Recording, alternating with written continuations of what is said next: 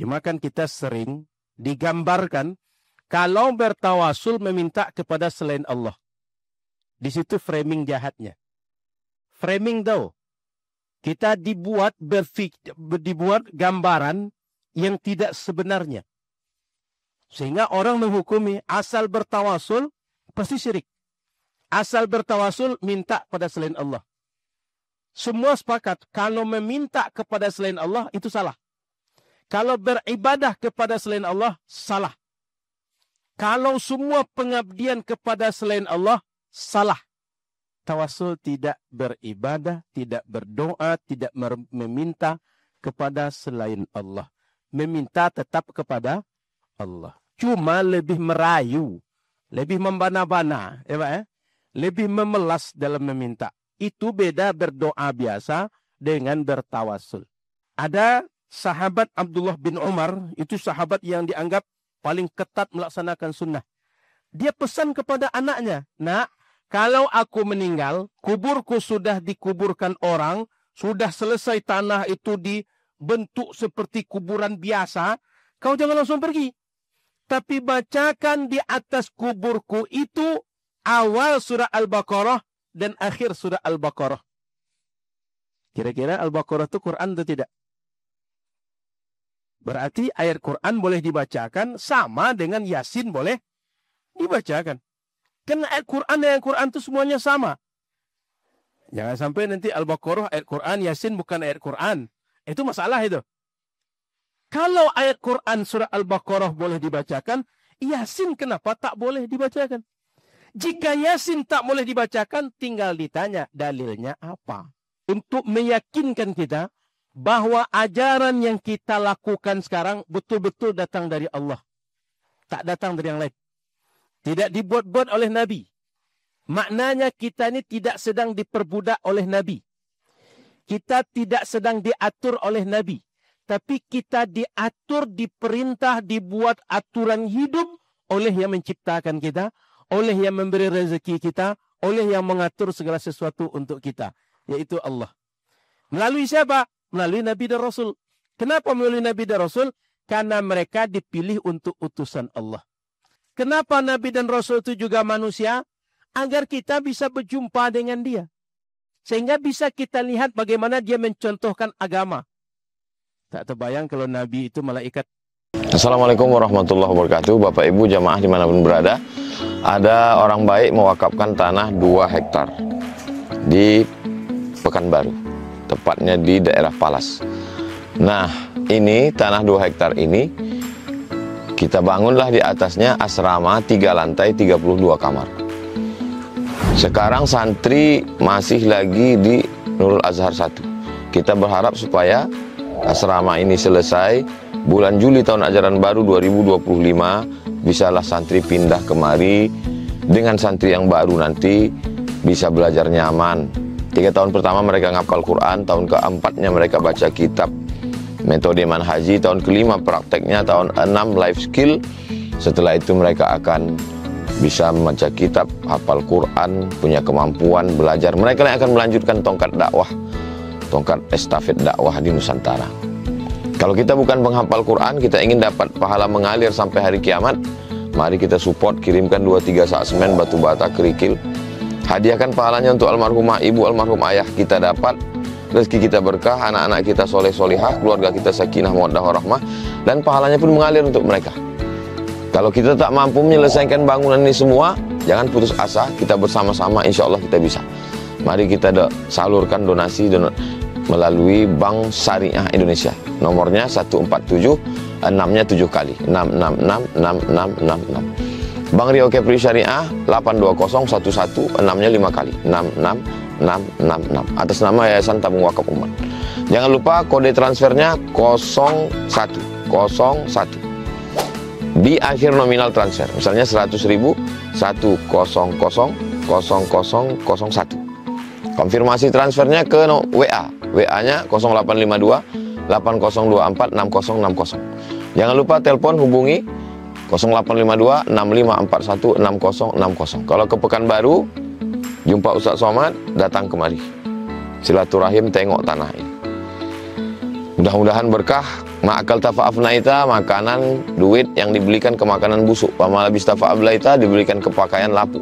Wa mata sodakta, yang dikirimkan kemari, inilah yang akan kekal abadi. Rumah kita habis dibagi ahli waris. Ini insya Allah kekal abadi sampai hari kiamat. Berkah selalu. Assalamualaikum warahmatullahi wabarakatuh. Dinar LC, kepada Ustaz kami persilakan. Ustaz Pawan, terakhir luar apa? Halaman halaman di sini halaman 2. Ul mutawidakil arba'ah. Basuh. Ya.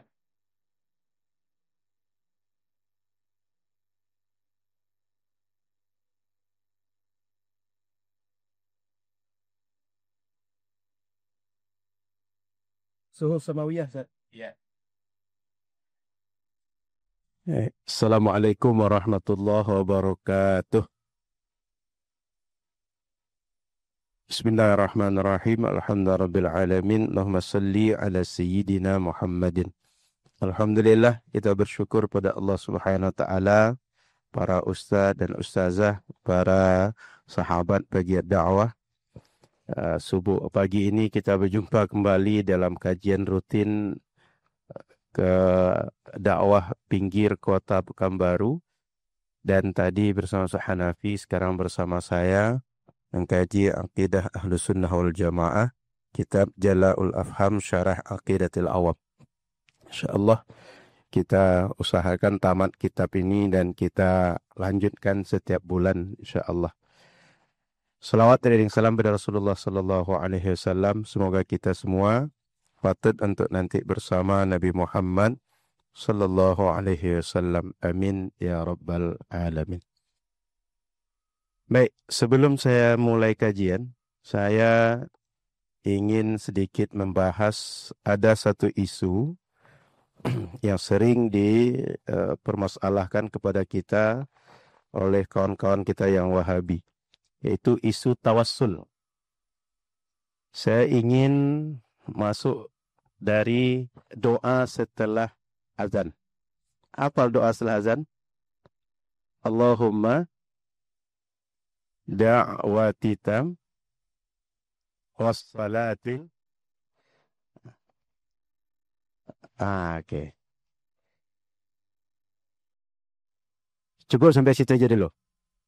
Allahumma rabba hazihi da'wati tammah wassalatil qa'imah. Kata para ulama, ketika disebutkan Allahumma rabbaha zihid da'wati tammah wassalatil qa'imah, diidhafahkan dakwah at-tammah dan as-salah al-qa'imah, ini menunjukkan bahwa kita itu boleh bertawassul dalam doa. Hafal kan doa setelah azan kan? Allahumma rabbaha zihid da'wati tammah wassalatil qa'imah. Ini kata para ulama mengisyaratkan bahwa kita ketika berdoa itu boleh bertawassul. Bahkan di dalam sebagian redaksi itu, seperti hadis riwayat Imam Baihaqi, itu justru bunyi redaksinya, Allahumma inni as'aluka bihadihi da'wati tammah wassalatil qa'imah. Redaksinya begitu. Artinya, kita lihat beberapa riwayat. Ada riwayat secara langsung menunjukkan redaksi tawasul, sebagian menunjukkan tidak langsung. Tapi ketika kita komparasikan, itu akan menunjukkan bahwa kalimat Rabba diidafahkan dengan hadhis da'wati tammah wa salatil qa'imah, itu menunjukkan boleh bertawassul. Maka saya tuliskan ada redaksi lain yang riwayat Imam Baihaqi. Allahumma inni as'aluka bihaqqi hadhihi ad-da'wah at-tammah wassalatil qa'imah, dan seterusnya. Artinya redaksi hadis itu sebagian Bunyinya begini. Sebagian Allahumma rabbaha dzihidda batitamah. Apa yang ingin saya maksudkan? Bahwa tawassul yang diamalkan umat Islam itu bukan ajaran bid'ah, bukan ajaran syirik, bukan ajaran bertentangan dengan syariat. Buktinya diajarkan langsung oleh Nabi Muhammad SAW. Doa setelah azan itu Nabi yang mengajarkan. Bunyinya mengisyaratkan boleh bertawassul. Itu yang ingin saya sampaikan. Sehingga di masyarakat kita, sering kita ahlu sunnah dituduh melakukan syirik karena bertawassul. Padahal tawassul itu, kalau kita terjemahkan, itu lebih memelas dalam berdoa. Memelas tahu? Apa bahasa kita memelas itu? Merayu. Lebih merayu dalam berdoa. Membana-bana. Itu Pak. Membana-bana, merayu.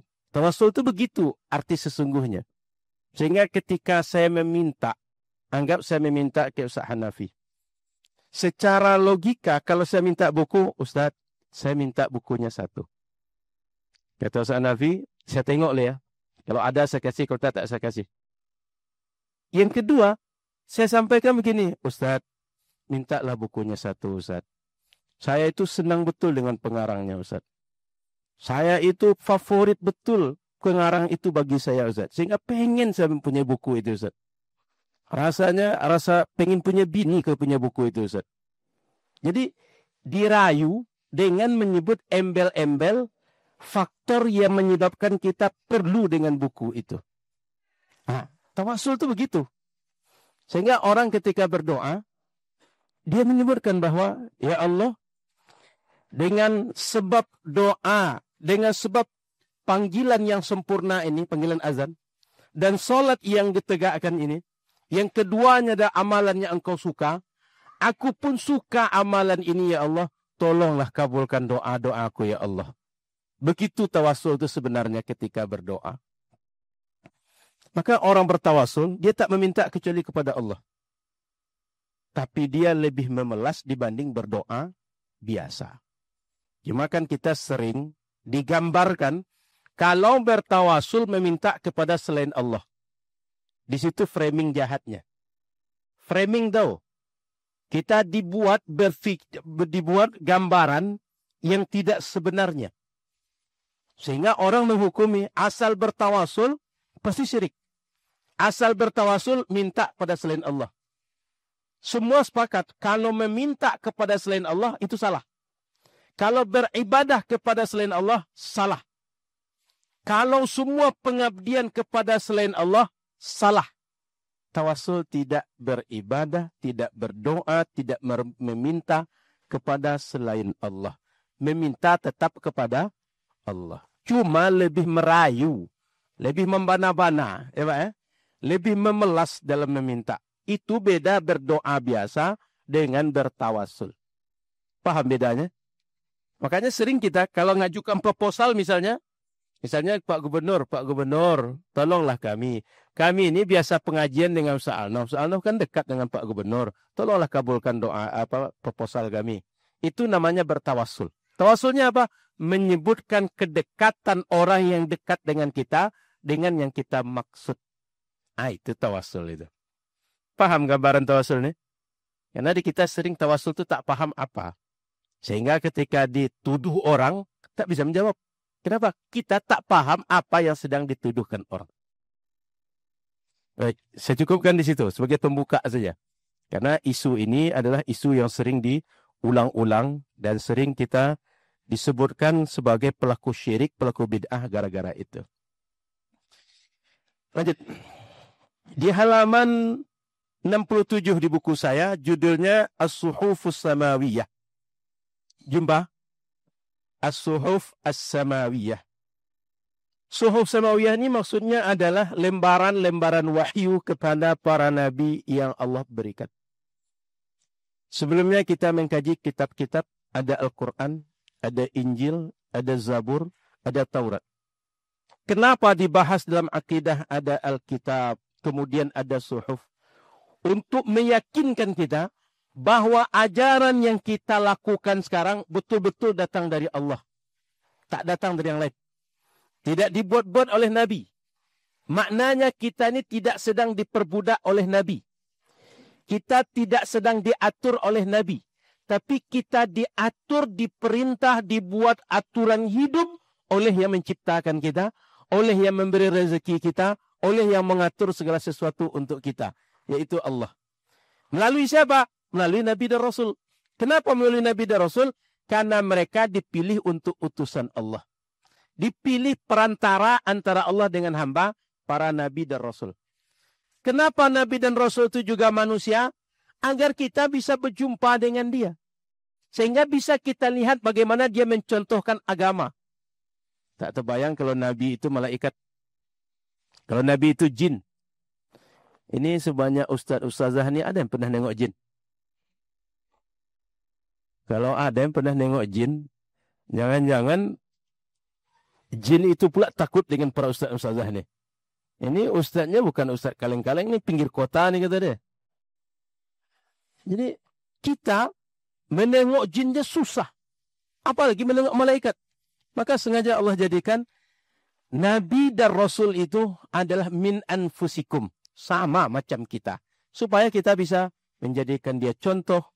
Kalau kata dia solat tu khusyuk, begini contohnya. Kalau kata dia berinteraksi dengan orang, begini caranya. Ditunjukkan langsung. Tapi kalau malaikat, tak bisa kita mencontoh. Kalau jin, tak bisa kita mencontoh. Makanya para Nabi dan Rasul itu manusia yang dijadikan perantara antara Allah dengan seluruh manusia. Sehingga mereka adalah min anfusikum bahasa Al-Qur'annya. Kita tengok di kitab kita. Qala an-Nazimu rahimahullah. Berkata Nazim yang membuat nazam ini, Imam As-Sayyid Al-Marzuki rahimahullah. Semoga Allah memberikan rahmat untuk beliau. Di kita sering kalimat rahimakallah. Rahimahullah. Sering juga kita sebut. Untuk apa? Itu doa. Kadang-kadang kalau kita akan sholat, contoh tarawih.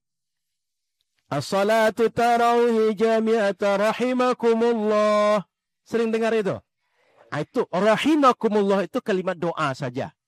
Dibaca atau tidak, itu tak penentu, tidak menjadi satu panggilan. Itu hanya doa. Termasuk kalau witir, as-salatul witri athabakumullah. Athabakumullah itu doa juga. Semoga Allah memberikan pahala untuk engkau. Jadi itu redaksi-redaksi doa. Wasuhuful khalili wal kalimi. Dan suhuf yang diturunkan kepada Khalil. Khalil itu artinya Nabi Ibrahim. Wal kalim kepada Nabi Musa. Fiha di dalam suhuf itu kalamul hakamil alimi. Ada kalam-kalam yang penuh dengan hikmah yang berasal dari Allah yang maha tahu. Jadi hakam itu jamak dari hikmah. Saya ulang, dan di dalam suhuf Nabi Ibrahim dan suhuf Nabi Musa, Al-Khalil itu julukan Ibrahim, Khalilullah. Al-Kalim julukan Nabi Musa, Kalimullah. Fiha di dalam suhuf itu kalamul hakamil alimi. Terdapat kalam-kalam yang penuh dengan hikmah yang berasal dari Allah Subhanahu wa taala. Nah, kita tengok di dalam mufradat.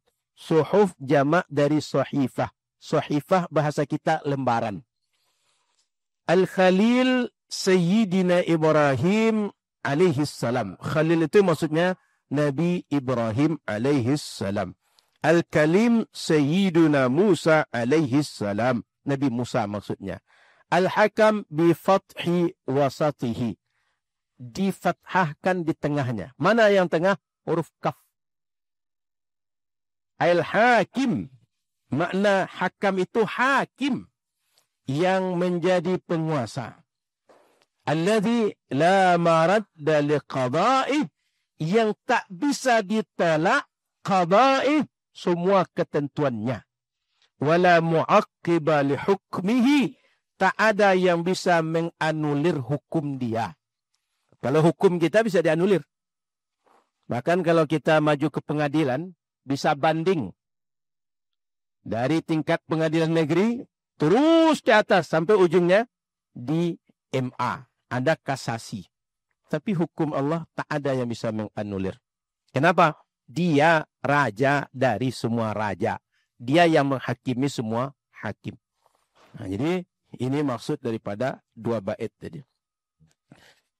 Asyarhu, penjelasan lebih luas tentang bait tadi. Yajibu ala kulli mukallaf. Wajib bagi setiap mukallaf. Mukallaf itu artinya orang yang dibebani kewajiban menjalankan syariat. Dia harus mengikuti hukum wajib, hukum haram, hukum mubah, hukum sunnah, hukum makruh. Itu orang mukallaf. Orang mukallaf syaratnya minimal 3. Dia sudah balik, sudah berakal, sampai dakwah kepada dia. Makna sampai dakwah kepada dia, ajaran Nabi Muhammad sudah sampai kepada dia. Sehingga ketika sudah tahu ajaran Nabi Muhammad, kewajiban dia ikut dengan ajaran Nabi Muhammad. Maka kalau orang belum sampai dakwah Nabi Muhammad kepada dia, dia belum bisa mukallaf. Bagaimana mungkin orang tidak tahu mana yang diperintah, mana yang dilarang, tiba-tiba dihukum melanggar perintah. Dia tidak tahu. Yang masuk akal, kalau diperintah, dia tahu, dia melanggar, dihukum. Diperintah, dia tahu, dia kerjakan, dikasih pahala. Itu masuk akal. Makanya di dalam usul fikih itu, tidak masuk akal, tidak boleh orang yang tidak mampu dibebani dengan apa yang dia tidak mampu. Yang boleh dibebani itu apa? Orang mampu memikul beban, lalu diberi beban. Itu masuk akal. Maka syariat kita tak membebani orang yang tak mampu memikul beban. Sehingga orang bodoh itu tak dikasih beban. Orang tak berakal tak dikasih beban. Kenapa? Dia tak punya kemampuan untuk memikul beban.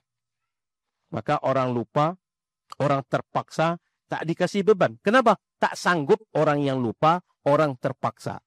Jadi orang bodoh, orang tak berakal sama dengan orang bodoh. Kemudian orang lupa, orang terpaksa, itu tak dikasih beban oleh syariat. Sehingga kalau dia berdosa, dosanya bisa dimaafkan oleh syariat. Beda dengan kita. Mampu, sadar, tahu, bisa melakukan, bisa tidak melakukan. Melakukan, berdosa. Bila melakukan yang dilarang oleh syariat. Lanjut. Apa yang mesti diyakini oleh seorang mukallaf? Ayya'taqida, mesti meyakini annallaha anzala suhufan. Bahwanya Allah subhanahu wa ta'ala menurunkan sahifah-sahifah. Lembaran-lembaran wahyu ala Sayyidina Ibrahim alaihi salam, kepada Sayyidina Ibrahim alaihi salam, wa anzala suhufan qabla at-Taurati ala Sayyidina Musa alaihi salam, dan juga menurunkan lembaran-lembaran wahyu kepada Nabi Musa sebelum diturunkan Taurat. Artinya Nabi Musa ini dapat 2 jenis, suhuf sekalian Taurat. Nabi Ibrahim dapat suhuf, tapi tak dapat kitab. Nabi Muhammad dapat kitab, tak dapat suhuf. Makanya dalam Quran sebagian Nabi itu disebutkan dia punya suhuf. Contoh di kita dalam surat Al-A'la itu, apa bagian ujung itu? Qad aflaha man tazakka wa dzakara isma rabbih fasalla bal tu'thiruna al-hayata ad-dunya wal akhiratu khairu wa abqa inna hadza la fi suhufil ula suhufi Ibrahim wa Musa. Ini dia. Apa dalilnya bahwa Nabi Ibrahim dan Nabi Musa itu dapat suhuf? Qala ta'ala am lam yunabba bima fi suhufi Musa wa Ibrahim alladhi waffa. Disebutkan suhuf Nabi Musa, suhuf Nabi Ibrahim. Alla taziru waziratu wizra ukhra. Seseorang kalau berdosa, tidak akan dipikul dosanya oleh orang lain. Wa allaysa lil insani illa ma sa'a. Dan setiap orang tak akan mendapatkan kecuali apa yang dia upayakan sendiri. Wa anna sa'yahu sawfa yura. Dan setiap apa yang dia upayakan, dia akan melihat balasannya dari Allah. Thumma yujzahul jaza'al awfa. Kemudian Allah balas dia dengan balasan yang setimpal dengan yang dia buat. Wa anna ila rabbikal muntaha. Dan semuanya akan berpulang kepada Tuhan kita. Para ustadz dan ustazah perlu tahu ayat 38 tadi, wa allaysa lil insani illa ma sa'a. Nampak? 39. Wa allaysa lil insani illa ma sa'a. Ini sering dijadikan dalil oleh orang Wahabi bahwa kalau kita baca Yasin, kalau kita adakan, apa istilahnya Yasinan itu selain baca Yasin? Tahlil, atau yang semirip dengan itu, tak sampai kepada orang sudah meninggal. Dalilnya ini diantaranya. Kalau yang punya Quran terjemah, boleh buka Quran terjemahnya. Kita bahas beberapa poin di sini. Wa allaysa lil insani illa ma sa'a.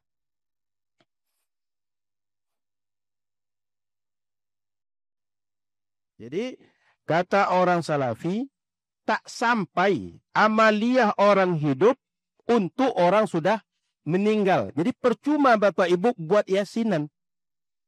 Ngerti? Itu argumennya. Ayatnya ini. Bagaimana menjawab ayat ini? Poin pertama, ayat ini bercerita tentang dulu di zaman Nabi Ibrahim dan Nabi Musa. Buktinya, tengok ayat sebelumnya. Coba baca sebelumnya. Am lam yunabba bima fi suhufi Musa wa Ibrahim alladhi waffa. Itu poin pertama. Ini adalah kisah di zaman Nabi Musa dan Nabi Ibrahim. Itu poin pertama. Poin kedua, ayat ini laisa lil insani, ini kata ulama, lam di sini artinya bukan lil milki, tapi alal insan. Di sini bermakna ala, yang bermakna lil isti'la, yang menunjukkan bahwa seseorang tak memikul dosa kecuali dosa yang dia buat sendiri. Itu sejalan dengan ayat sebelumnya. Alla taziru waziratu wizra ukhra. Ngerti? Jadi ini bukan tentang pahala, tapi bercerita tentang kalau ada orang berdosa, siapa yang berbuat, dia yang memikul dosanya. Paham dari sini? Oke. Poin yang ketiga, bahwa umat Nabi Muhammad punya perbedaan syariat dengan umat-umat yang lain. Dan itu dibuktikan dengan banyak dalil yang lain. Dalilnya dari Quran, dalilnya dari sunnah. Contoh dalil Quran. Ketika kita berdoa untuk orang yang sudah meninggal, tahlil itu kan isinya doa. Kata Quran dalam surah Al-Hasyr 10 misalnya, وَالَّذِينَ جَاءُوا مِنْ بَعْدِهِمْ يَقُولُونَ رَبَّنَا اغْفِرْ لَنَا وَلِإِخْوَانِنَا الَّذِينَ سَبَقُونَا بِالْإِيمَانِ وَلَا تَجْعَلْ فِي قُلُوبِنَا غِلًّا لِلَّذِينَ آمَنُوا رَبَّنَا إِنَّكَ رَءُوفٌ رَحِيمٌ. Di sini disebutkan وَالَّذِينَ جَاءُوا. Yang ja'u itu siapa? Orang yang masih hidup setelah ada orang meninggal mendoakan orang yang sudah meninggal. Sehingga bahasa mereka, Rabbana ighfir lana, ya Allah ampuni kami, wa li ikhwanina alladhina sabakuna, dan saudara-saudara kami yang telah dahulu daripada kami, mereka sudah meninggal. Ngerti? Itu artinya orang hidup mendoakan orang yang sudah meninggal. Quran menyatakan itu amalan yang terpuji. Kalau dipuji oleh Quran, berarti amalan ini benar. Tidak mungkin Quran memuji amalan salah. Kalau amalan salah dipuji Quran, kita bingung. Sebenarnya amalnya benar apa tidak? Paham nalarnya? Nah, maka ini diantara bagaimana menganalisa tentang ayat tadi yang dianggap tak manfaat amal orang hidup untuk orang sudah meninggal. Nah, belum lagi kalau kita tambah dengan hadis Nabi. Contoh, Nabi SAW ajarkan, ada sahabat Abdullah bin Umar, itu sahabat yang dianggap paling ketat melaksanakan sunnah. Dia pesan kepada anaknya, nak, kalau aku meninggal, kuburku sudah dikuburkan orang, sudah selesai tanah itu dibentuk seperti kuburan biasa, kau jangan langsung pergi. Tapi bacakan di atas kuburku itu awal surah Al-Baqarah dan akhir surah Al-Baqarah. Kira-kira Al-Baqarah itu Quran atau tidak? Berarti ayat Quran boleh dibacakan sama dengan Yasin boleh dibacakan. Karena ayat Quran dan ayat Quran itu semuanya sama. Jangan sampai nanti Al-Baqarah ayat Quran, Yasin bukan ayat Quran. Itu masalah itu. Kalau ayat Quran surah Al-Baqarah boleh dibacakan, Yasin kenapa tak boleh dibacakan? Jika Yasin tak boleh dibacakan, tinggal ditanya dalilnya apa. Kenapa Al-Baqarah boleh, Yasin tak boleh? Nanti kita tanya lanjut. Kalau surah Ali Imran dibaca? Kalau surah An-Nisa dibaca? Kalau surah Qul Huwallahu Ahad dibaca? Kan bisa semua surat 114 kita tanyakan. Kenapa hanya Al-Baqarah? Nabi sedang mengatakan bahwa ayat Quran itu satu boleh dibaca, semuanya boleh. Sehingga tidak perlu dijelaskan satu-satu. Maka Nabi itu mencontohkan. Sudah itu contoh yang lain. Kata Nabi, Iqra'u Yasin ala mautakum. Bacakan surat Yasin untuk orang yang sudah meninggal di antara kalian. Disebutkan suratnya surat Yasin. Itu sebabnya setiap orang meninggal kita membacanya surat Yasin. Redaksi Nabi di situ ala mautakum. Mautakum ini orang yang sudah meninggal di antara kalian. Orang sudah meninggal itu bahasanya Arabnya kan mayit. Ada orang menerjemahkan mayit itu orang masih hidup. Maut itu orang masih hidup. Tidak. Mayit atau maut itu orangnya sudah tak bernyawa lagi. Dibacakan untuk dia, kata Nabi. Itu sebabnya kalau orang meninggal kita bacakan Yasin. Gitu kira-kira Ustadz dan Ustazah. Sehingga kalau ada orang bilang, untuk apa kalian bacakan Yasin? Tak sampai pahala kepada dia. Bahkan kalau kita tengok hadis Nabi yang lain, contoh, Inna mimma yalhaqul mu'min min amalihi wa hasanatih. Orang kalau sudah meninggal, ada amalan yang masih mengalir kepada dia meskipun dia sudah meninggal. Satu, ilman allamahu wa nasyarah. Dia punya ilmu, diajarkan ilmu, dikembangkannya ilmu dia. Baik dengan lisan, tulisan, dengan berbagai cara. Sehingga ilmu dia berkembang. Lalu ilmu tadi diamalkan oleh murid-murid dia. Meninggal dia, tetap mengalir untuk dia. Kira-kira ilmu tadi yang mengamalkan orang mati atau orang hidup? Paham pertanyaan saya? Yang kedua lagi. Waladan salihan tarakah. Dia punya anak soleh. Anak soleh tadi beramal. Dia baca Quran, dia baca Fatihah, dia solat. Kira-kira yang solat, yang baca Quran tadi orang hidup, orang mati? Maknya, bapaknya sudah meninggal. Tapi amalan anak yang soleh yang melaksanakan agama tadi mengalir untuk orang tuanya yang sudah mendidik dia. Jadi kalau kita baca hadis-hadis Nabi, banyak yang menunjukkan amal orang hidup, perbuatan orang hidup, bila diniatkan, bila dihadiahkan untuk orang sudah meninggal, sampai. Maka agama kita ini jangan ambil satu ayat lalu lupakan ayat yang lain, lupakan hadis yang lain. Tidak begitu caranya. Agama kita ini, kalau ada dalil, baik dalil Quran, ada dalil sunnah, kumpulkan semua dalil, baru tarik kesimpulan dari semua dalil itu. Ini kalau jumpa ayat ini, kita bilang tak sampai amal. Jumpa lagi ayat yang lain, nanti bilang sampai lagi. Jumpa lagi ayat berikutnya, bilang tak sampai lagi. Pertanyaannya yang benar yang mana? Sampai amal orang hidup atau orang mati atau tidak? Paham? Nah, maka Ustadz dan Ustazah yang dirahmati Allah Subhanahu wa taala, itu sedikit saya singgung tentang karena lewat ayat ini dalam pembahasan kita. Wa allaisa lil insani illa ma sa'a. Ini sering dijadikan dalil bersama ayat hadis idza mata ibnu Adam. Kalau meninggal anak cucu Adam, in qata'a amaluhu. Putus semua amal dia kecuali 3.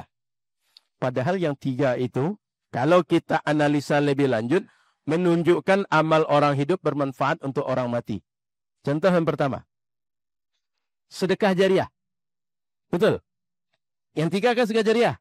Contoh sedekah jariah ini pesantrennya. Dulu yang mewakafkan Pak Edward Sanger. Istri beliau sudah meninggal. Istri beliau akan dapat pahala dari pesantren ini. Karena dia punya milik bersama harta ini. Meninggal Pak Edward Sanger, mengalir juga pahala kepada beliau. Yang memakai pesantren ini orang mati apa orang hidup? Paham nalarnya? Contoh yang lain, itu Masjid Ikhlas loh. Siapa yang orang sini? Sejak tahun berapa Masjid Ikhlasnya berdiri? Ada 30 tahun Ustaz. Katakan 30 tahun lah Ustaz. Orang yang dulu ikut wakaf bangun masjidnya, atau dulu yang punya tanah diwakafkan bangun masjidnya, meninggal dia. Masjid itu sekarang kita pakai. Yang pakai masjid orang mati, orang hidup. Ngalir pahala untuk orang yang sudah mati. Jadi sedekah jariah itu bukan membuktikan amal orang hidup tak sampai untuk orang mati. Justru menjadi dalil, menjadi argumen amal orang hidup sampai untuk orang mati. Contoh kedua lagi. Anak soleh tadi. Kan 3. Ilmu sedekah jariah, doa anak soleh. Anak soleh yang berdoa itu mati apa hidup? Hidup kok. Kalau anak soleh yang berdoa itu mati, lalu yang mati sebenarnya siapa? Yang hidup sebenarnya siapa? Tapi dengan anak soleh berdoa, ini menunjukkan bahwa dia hidup mengalir untuk mak bapak dia yang sudah meninggal. Itu ketiga, ilmu manfaat. Siapa manfaatkan ilmu itu? Orang beramal. Orang beramal itu mati apa hidup? Hidup. Oleh karena itu, 3 yang dicontohkan oleh Nabi dalam hadis tadi, bukan menunjukkan amal orang hidup tak sampai, tak bermanfaat bagi orang sudah meninggal. Justru menjadi bukti amal orang hidup sampai bermanfaat untuk orang yang sudah meninggal. Paham Ustaz dan Ustazah? Karena sering kita direcoki dengan pemikiran berdasarkan pemahaman ayat ini satu dan hadis itu satu. Sehingga oleh kita sekilas temakan pula. Iya pula ya. Kan kata Quran tidak sampai. Kata hadis Nabi tidak sampai. Pemahaman parsial. Pemahaman hanya menengok sebagian, tak menengok secara keseluruhan. Itu masalahnya. Baik, saya lanjutkan sedikit lagi, nanti kita diskusi. Qala ta'ala, saya tak perlu bacakan ayat ini karena para ustaz-ustazah hafalnya. Atau saya bacalah sekilas. Qad aflaha man tazakka wa dzakara isma rabbih fasalla bal tu'thiruna al-hayata ad-dunya wal akhiratu khairu wa abqa inna hadza la fis suhufil ula suhufi Ibrahim wa Musa. Ini menunjukkan bahwa ada suhuf Nabi Ibrahim dan suhuf Nabi Musa. Sebelum pindah ke bab berikutnya, kita diskusi. Silakan Ustaz dan Ustazah kalau ada pertanyaan. Karena selanjutnya kita masuk ke bab yang berbeda. Silakan, Pak. Dengan ayat dari Indonesia pengendali. Ya. Apakah Maksudnya Quran gini, Pak? tidak ada Iya. nilai minta Baik. Secara sekilas kita menengok ayat Quran kok bertentangan dengan ayat Quran. Iya, Pak ya? Kata satu sampai. Kata ayat yang lain tak sampai. Sebenarnya ayat Quran itu tak mungkin bertentangan dengan ayat Quran sendiri. Kenapa? Yang berkalam Al-Quran 30 juz itu satu. Dan tidak mungkin Allah itu kontradiksi dengan dirinya sendiri. Jangankan Allah, kita saja. Kemarin iya, sekarang tidak. Di sana iya, di sini tidak. Percaya orang dengan kita? Enggak percaya. Itu kita. Apalagi Tuhan semesta alam. Maka tidak masuk akal kalam Allah bertentangan dengan kalam yang lain. Yang masuk akal adalah pemahaman kita yang tidak lengkap. Pemahaman kita yang tidak utuh. Sehingga memberikan kesimpulan sepertinya satu ayat bertentangan dengan ayat yang lain. Disitulah menjelaskan Quran itu tak bisa oleh orang yang tak paham ilmu menganalisa Quran. Makanya haram kalau orang tak punya ilmu untuk menafsirkan Quran, dia menafsirkan Quran. Kenapa? Maksud Allah akan bisa berubah karena orang yang ilmunya kurang tadi. Itu Pak. Jadi ayat Quran tak mungkin bertentangan. Yang bertentangan itu apa? Persepsi kita, cara pandang kita, kesimpulan kita. Oleh karena itu ulama memberikan pemahaman bahwa yang dimaksudkan ulama tak sama antara yang dipersepsikan oleh orang Wahabi dengan dimaksudkan oleh Quran. Sehingga diartikan diantaranya wa alaysa lil insan. Maksudnya wa alaysa alal insan. Itu Pak. Sehingga dalam bahasa Arab kadang kalimat lam itu bisa maknanya lil milki, bisa maknanya lil isti'la, tergantung siyakul kalimah. Apa sih maksud keseluruhan dari sebuah redaksi Quran? Begitu Pak. Jadi sekali lagi para ustadz dan ustazah, Quran tidak mungkin kontradiksi dengan Quran. Karena tidak mungkin yang berkalam satu, lalu kontradiksi antara yang berkalam dengan yang berkalam. Itu tak masuk akal. Paham Pak? Di situ juga lah para ustadz dan ustazah, kenapa di dalam ilmu akidah ada teori takwil dan tafwid. Kenapa? Tidak masuk akal ayat Quran kontradiksi dengan ayat Quran yang lain. Seperti contoh Pak. Kan sering orang Wahabi bilang Quran 1000 dalilnya mengatakan Allah di atas langit.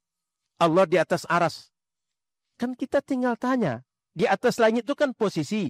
Di aras itu kan posisi. Bagaimana dengan ayat yang lain yang juga menyebutkan posisi? Contoh. Bahwa kata Quran innallaha ma'as sabirin. Allah bersama orang sabar. Orang sabar itu kan ini kan? Ya kan? Ini orang sabar nih kan? Kok enggak pede ustaz-ustazah ini bilang orang sabar? Enggak, dia menguji kepandaian dia.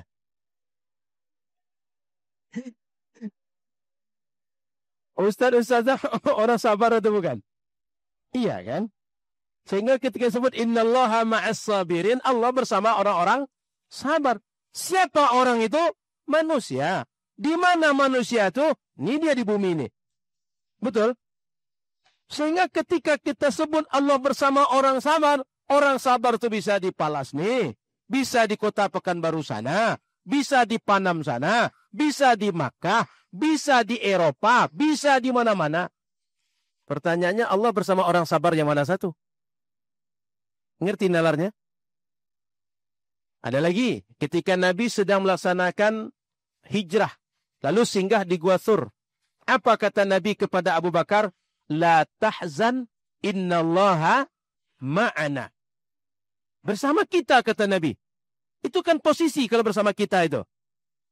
Apakah Allah di dalam Gua Thur? Ngerti nalarnya? Maka tidak mungkin ayat Quran kontradiksi dengan ayat Quran yang lain. Kalau di dalam Gua Thur pasti tidak di atas langit. Karena Gua Thur itu di Makkah, di bawah langit.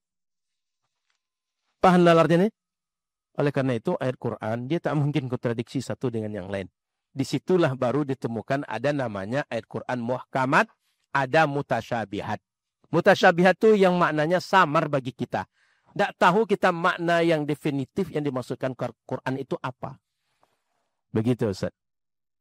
Nyambung? Oke. Ada lagi pertanyaan? Silakan. Ustaz dan Ustazah. Kalau pertanyaan kita diskusikan. Silakan, Mbak.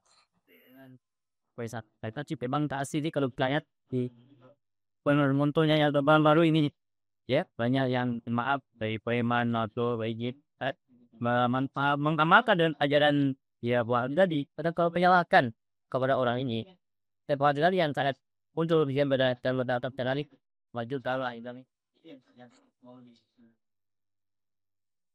Baik, cukup Pak. Jadi kenapa muncul ada orang-orang yang sedikit dianggap orang lain salah, sedikit-sedikit dianggap orang menyelisihi sunnah, sedikit-sedikit dianggap orang tak sesuai dengan Quran dan sunnah. Sudah menjadi tabiat manusia, al-insanu a'da'u ma jahilu. Orang itu mudah memusuhi apa yang dia tidak tahu. Ini kalau orang nggak tahu bahwa di sini kita ada kegiatan rutin setiap bulan kita lakukan, apa kata orang curiga? Itu gerakan apa itu di Nurul Azhar? Ini jangan-jangan gam di Aceh hidup di Riau kata dia. Kenapa? Nggak tahu bahwa isi kegiatan ini kegiatan rutin, pengajiannya jelas, ada kitabnya, ada rekamannya. Tapi orang nggak tahu. Jangan-jangan itu separatis itu. Ini jangan-jangan bom waktu untuk NKRI. Jangan-jangan sebulan ke depan orang ini bergerak memisahkan diri dari NKRI, Rio Merdeka pula. Orang tidak tahu. Tapi kalau orang tahu, oh, kenapa tak kita buat pula di kampung kita? Berpikirnya begitu, karena tahu. Sama dengan tadi itu, Pak. Syariat nih belum banyak mengaji. Belum banyak dia belajar. Sehingga tahu 1-2 sudah menghukumi dengan tahu yang sedikit. Sementara yang belum diketahui luas. Maka kata orang kita itu, biasanya air beriak tanda tak dalam. Tong kosong, makin kosong tong itu makin nyaring bunyinya itu. Itu memang terbukti. Orang tak berilmu, itu lebih banyak hebohnya dibanding orang berilmu. Begitu Pak. Maka tugas kita, ini kan bagian dari kita mengurangi kekurangan-kekurangan itu. Sehingga kita mudzakarah, kita diskusi, sama-sama baca kitab setiap sebulan sekali. Mudah-mudahan Pak dengan kita terus mengaji, terus berdiskusi, terus berjumpa, hal-hal seperti ini bisa kita selesaikan masyarakat. Baik, kita lanjut bab berikut ya. Halaman 69 di kitab saya, Al-Faslul Khamis, bab yang kelima, fi ta'atir Rasul, tentang pembahasan kita taat kepada Rasul. Wajib kita taat kepada Rasul atau tidak? Kalau wajib, kenapa? Alasannya apa? Dalilnya apa? Qala an-Nazimu rahimahullah. Berkata Imam As-Sayyid Al-Marzuki. Semoga Allah rahmati beliau. Wa kullu ma ata bihi ar-rasulu, dan semua yang dibawa oleh Rasul, wa kullu, dan semua, ma apa saja, ajaran, perintah, syariat, ata bihi yang dibawa oleh ar-rasul, Rasul. Di sini Nabi Muhammad maksudnya. Fahakkuhu taslimu wal qabul. Maka yang sepatutnya dilakukan oleh kita at-taslim, berserah diri, wal qabul, untuk mengikut ajaran Nabi Muhammad. Artinya kita pasrahkan, kita yakinkan kalau Nabi Muhammad yang membawa pasti hak. Kalau Nabi Muhammad yang membawa harus kita terima. Kenapa? Nabi Muhammad as-sadiqul masduq. Beliau itu seorang yang sadik, jujur, menyampaikan apa adanya, dan dibenarkan oleh Quran, dibenarkan oleh umat Nabi Muhammad sallallahu alaihi wasallam.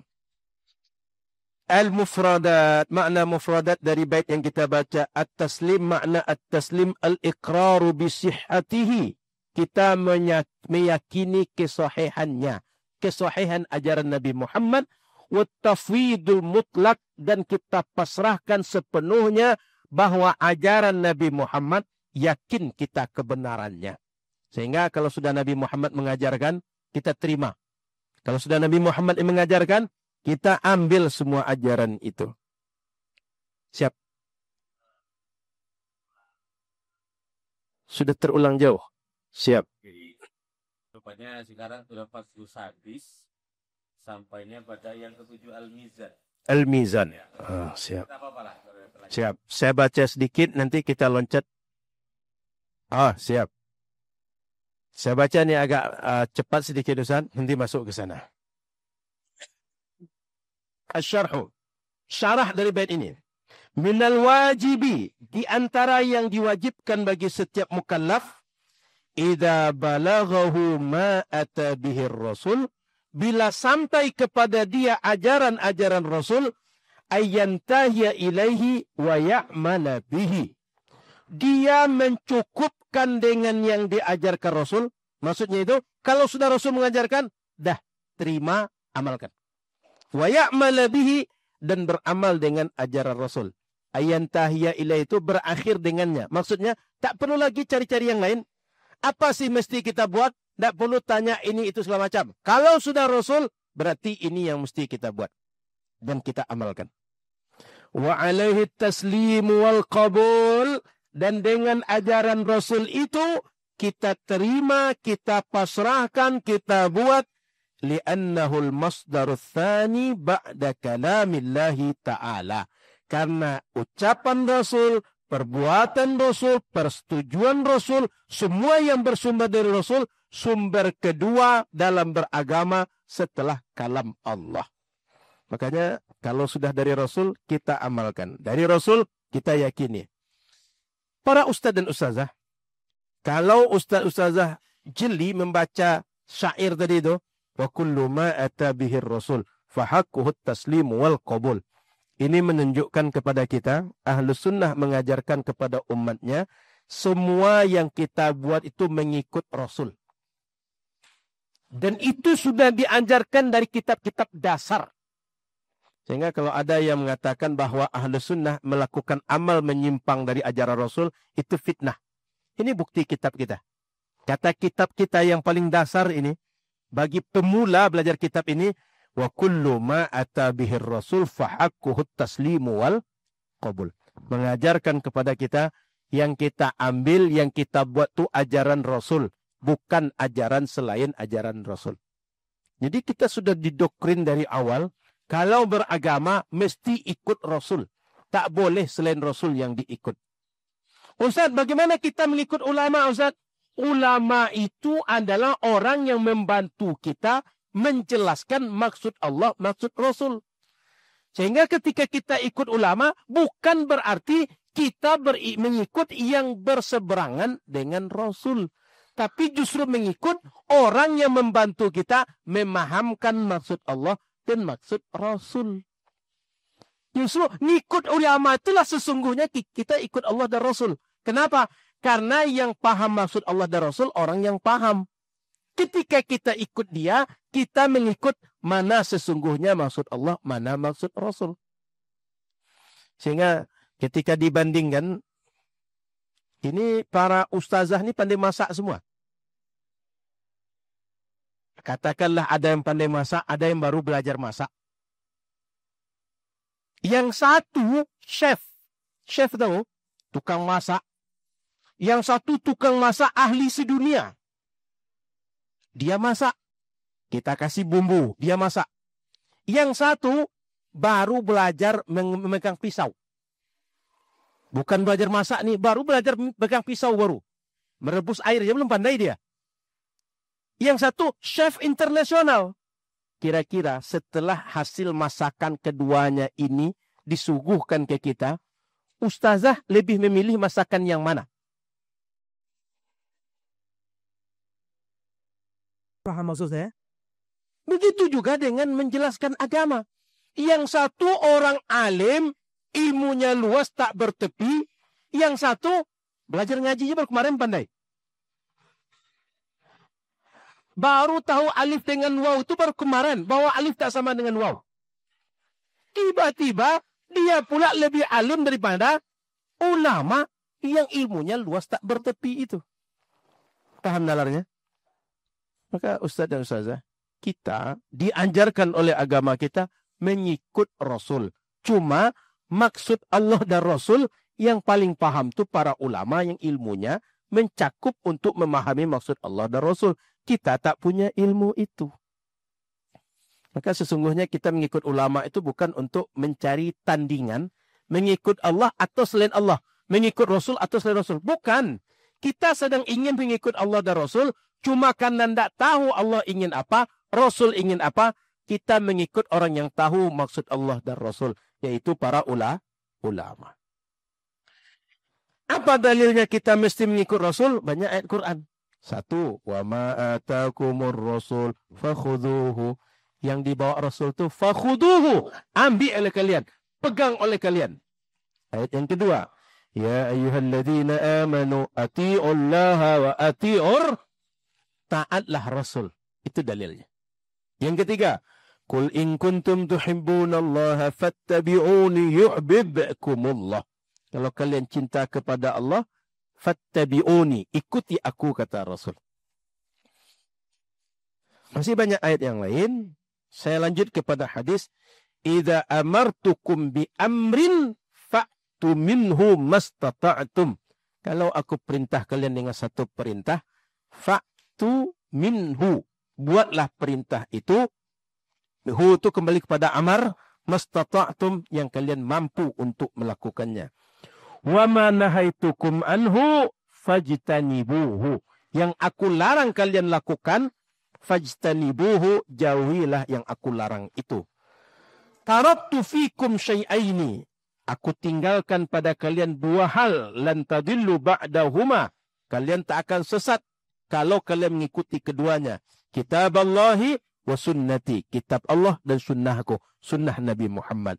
Kalau sunnah Nabi Muhammad berarti adalah yang datang dari Nabi Muhammad. Itu bermakna mengikuti Nabi Muhammad mesti. Kenapa? Kalau ikut Nabi Muhammad tak akan sesat. Kalau ikut selain Nabi Muhammad tak jelas entah ujungnya kemana. Qala Malikun rahimahullah, kata Imam Malik, ma minna illa raddun wa mardubun alaihi. Tak seorang pun di antara kita ini, kata Imam Malik, kecuali raddun, dia ditolak, wa mardudun alaihi, dan yang ditolak itu balik kepada dia. Artinya yang kita tolak itu karena ajaran dari dia sendiri, bukan ajaran syariat, bukan ajaran agama. Illa sahib hadzal qabri, kecuali yang berada dalam kubur ini. Kubur mana? Kubur Nabi Muhammad yang ada di Madinah, yang ditunjuk oleh Imam Malik, yaitu Rasul sallallahu alaihi wasallam. Kata Imam Syafi'i, mastabanat lahu sunnatu Rasulillah sallallahu alaihi wasallam, lam yakun lahu ayyada'ahu liqauli ahad. Orang, kalau sudah terang bagi dia apa yang dimaksudkan oleh sunnah Rasul, itu tak boleh dia meninggalkan cakap Rasul lalu mengikut cakap orang. Jadi ulama kita, Imam Syafi'i sudah mengajarkan, kalau ada petunjuk Rasul, ada petunjuk orang, itu tak boleh kita mengikut orang lain meninggalkan Rasul. Sama dengan Imam Said Al-Marzuki tadi. Semua yang diajarkan Rasul, mesti kita lakukan. Mesti kita terima. Mesti kita akui. Jadi ulama kita, semuanya ahlu sunnah mengajarkan kepada kita, ajaran Rasul mesti kita ikut. Mesti kita taat, mesti kita kerjakan. Itulah sejak dahulu cara berfikir umat ini. Datang orang sekarang, kita menyelisihi Rasul. Kita tak sesuai dengan sunnah. Kita berbeda dengan ajaran syariat. Apa tak marah orang yang sebanyak ini? Ngerti Ustaz-Ustaz? Dari dulu kita sudah diajarkan. Imam Malik itu meninggalnya tahun 179 Hijriah. Imam Syafi'i meninggalnya 204 Hijriah. Sekarang 1446 Hijriah. Sudah sangat lama kita dapat petuah macam ini. Ngerti maksud saya? Jadi sejak dahulu umat ini mengikut Allah, mengikut Rasul. Tapi oleh sebagian orang digambarkan mereka tidak ikut Allah, tak ikut Rasul. Lalu dihukumilah syirik, dihukumi kafir, dihukumi bid'ah. Apa tak mengamuk umat yang banyak ini? Ngerti? Nah, baik. Saya masuk ke bab yang berikutnya. Sampai mana tadi Ustaz? Yang ketujuh lagi. Al-Mizan. Saya langsung ke Al-Mizan atau saya baca ini sikit-sikit? Saya ulang dia agak cepat ya. Baru nanti di bab 7 ya. Poin ke-7 saya lebih lanjut. Al-Faslus Sadis. Bab yang ke-6. Fil yaumil akhir, tentang iman terhadap segala perjalanan manusia setelah dia meninggal. Yaumul akhir. Qala an-Nazim rahimahullah, berkata Imam As-Sayyid Al-Marzuki, imanuna biyaimin akhirin wajib. Kita beriman dengan hal-hal yang terjadi yaumul akhir nanti wajib. Itu harus. Wa kullu ma kana bihi minal ajab. Dan semua yang terjadi yang membuat kita kaget, yang membuat kita tidak terduga itu terjadi, itu wajib kita imani. Kenapa? Semua kejadian-kejadian setelah meninggal itu tak pernah kita tahu sebelumnya. Tak pernah nampak oleh kita. Kenapa? Karena memang Allah kasih setelah kita meninggal. Semasa hidup tak dinampakkan. Dan inilah bentuk ujian iman. Kalaulah di dunia ini sudah dinampakkan azab bagi orang dalam kubur, tak ada orang berdosa di dunia ini. Kenapa? Semuanya sudah wanti-wanti, saya takut dapat azab macam itu. Maka kalau ada yang bertanya, Ustaz, daging babi itu kan haram. Semua terkait babi itu haram. Kenapa babi itu banyak juga di sekitar kita? Kalau ada yang bertanya macam itu, ujian untuk kita. Dilarang untuk mengkonsumsi babi, patuh atau tidak? Poinnya bukan pada babinya, patuh atau tidaknya itu. Oleh karena itu, kalau ada larangan, lalu yang semua fasilitas untuk melarang, membantah yang melarang itu ada, itu bukan bermaksud Allah itu tak konsekuen. Dilarangnya awak makan babi. Dilarangnya awak mengkonsumsi babi. Tapi babi dimudahkan dia. Di Pala saya masih banyak babi. Jangan ustaz-ustazah pergi pengajian, pulang pengajian, kadang-kadang juga bukan berjumpa kawan, berjumpa dengan dia. Kok bisa? Katanya haram babi. Tapi babi itu banyak pula sekitar kita. Allah bukan tidak komitmen dengan yang dia perintah. Tapi Allah ingin uji. Patuh atau tidak? Mau kita ikut perintah Allah atau mengikut maunya kita? Makanya Allah mudahkan. Itu ustaz-ustazah. Yajibu ala kulli mukallaf. Wajib bagi setiap mukallaf. Apa dia? Ayyusaddiqa bil yaumil akhir. Membenarkan, meyakini dalam diri bahwa orang kalau sudah meninggal, setelah meninggal itu ada namanya yaumul akhir. Kenapa disebut yaumul akhir? Karena setelah matahari terbit dari barat, tak ada lagi malam. Ini kalau matahari sekarang ini, meskipun panas siang ini, nanti masih ada malam.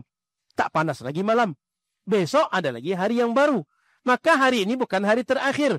Karena besok masih ada hari baru. Tapi kalau nanti kiamat terjadi, matahari terbit dari barat, sudah itu tak ada lagi malam.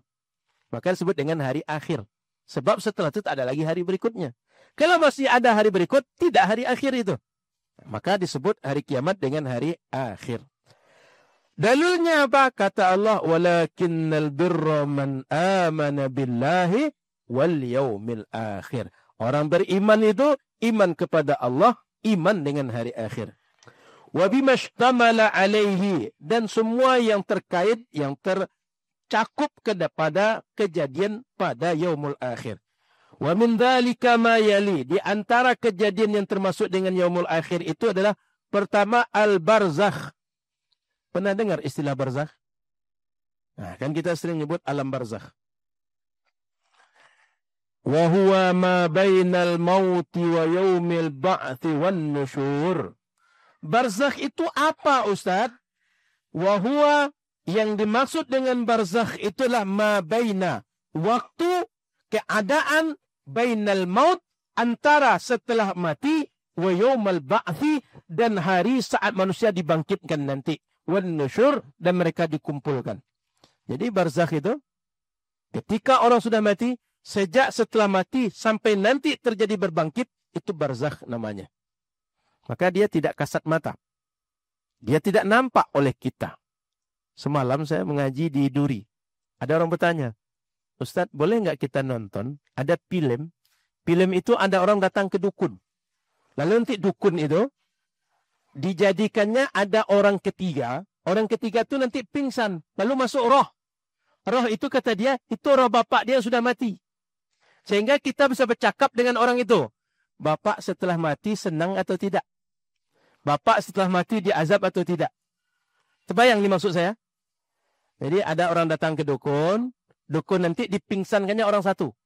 Setelah orang pingsan tadi, lepas diri dia dari jasad itu, masuklah satu roh. Roh itu katanya roh bapak dia yang sudah mati. Orang yang datang ke dukun tadi, orang bapak orang yang datang ke dukun tadi.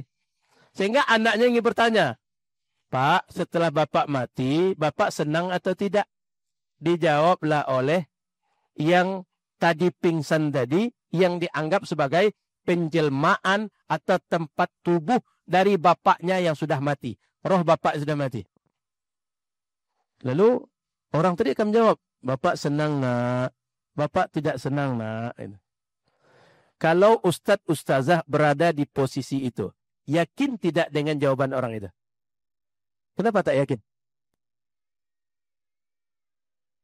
Ia menjawab, entah siapa-siapa. Entah ia bapak awak, entah tidak. Bagaimana bisa kita membuktikan bahwa itu bapak kita atau bukan? Iya kan? Kita tidak tahu entah siapa yang bercakap itu. Tak bisa membuktikan. Apalagi menjawab, bapak senang nak, bapak tak senang nak. Itu kerjanya dukun bersekongkol dengan jin. Yang bercakap tadi jin. Lalu oleh orang kita yang bodoh, oh, alhamdulillah bapak saya senang. Mungkin gara-gara saya sering bersedekah untuk bapak tu. Mungkin karena saya orang soleh sekarang tu.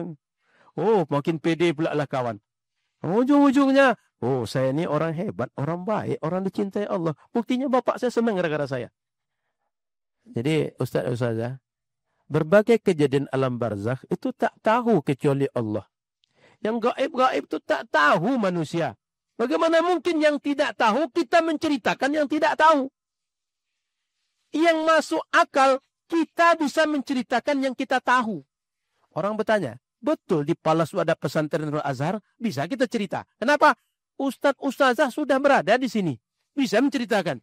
Tapi yang kita tidak tahu, tak mungkin kita menceritakan. Barzakh itu Ustadz dan Ustazah, jangankan orang biasa, jin pun tak bisa melihat seperti apa barzakh itu. Sebab jin juga melalui alam barzakh macam kita. Sebab jin itu mukallaf macam kita. Sehingga jin itu bisa diazab, bisa dapat nikmat kubur juga. Cuma masalahnya kita tidak tahu jin itu kapan mati. Dan di mana dikuburkan. Siapa yang menguburkan dia? Ada yang tahu kapan jin itu mati? Dikuburkan di mana? Apa jangan-jangan dia punya TPU macam TPU kita? Tak bisa kita menjawabnya. Kenapa? Tak tahu alam mereka. Makanya kalau ada orang bercerita tentang jin, itu ribuan pun cerita orang tentang jin itu mungkin benar, mungkin salah. Sehingga cerita yang tak akan berujung cerita tentang jin. Kenapa? Tak ada orang yang tahu. Karena tak ada yang tahu hakikatnya. Mereka-reka semuanya. Menyangka-nyangka semua. Yang namanya sangka, sangka itu bisa tak ada batasnya. Sebab tak ada kepastian dan tak bisa dibuktikan. Maka Ustadz dan Ustazah, keadaan alam barzakh kita tak tahu hakikatnya. Jin pun tidak tahu hakikatnya. Maka jangan pernah percaya dengan berita palsu tentang itu. Paham maksud saya? Hingga kalau ada katanya, ini katanya roh bapak kita yang balik, dia menceritakan keadaan dia. Itu jin yang menipu kita. Jangan percaya. Apa dalilnya barzakh itu terjadi? Qala ta'ala, wa min waraihim barzakhun ila yaumi yub'atsun. Maksudnya, wa min waraihim. Setelah mereka itu meninggal, kita-kita ini meninggal, akan terjadi barzakh. Sampai kapan barzakh itu? Ila yaumi yub'atsun. Sampai nanti manusia dibangkitkan. Maka dalil barzakh itu terjadi ayat Quran. Sehingga Ustadz dan Ustazah, kalau sudah cerita barzakh, tidak usah banyak-banyak mengarang. Cukup cerita barzakh pasti terjadi. Mana dalilnya? Quran. Seperti apa barzakh? Apakah di barzakh terjadi siang dan malam juga? Tak usah cerita. Kenapa? Tak tahu kita hakikat barzakh itu macam apa. Tapi kita mesti yakin barzakh itu terjadi. Dalilnya Quran. Nah, kalau banyak orang cerita barzakh itu begini, begitu. Itu otak namanya lagi itu. Kenapa? Dalil Quran dan Sunnah tak menceritakan detail barzakh seperti apa.